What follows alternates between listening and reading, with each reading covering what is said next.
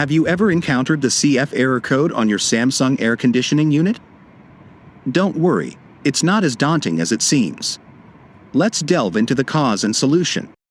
CF indicates a filter cleaning reminder or filter reset indicator. Over time, dust and debris can accumulate in your filters, reducing the efficiency of your unit. It's time to roll up your sleeves and clean or replace the inner filters of your indoor unit.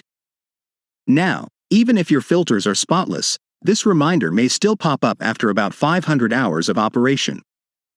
It's just a preset reminder to ensure optimal performance. So, how do you reset this reminder? Grab your remote and follow along. First, press the Options button on your remote.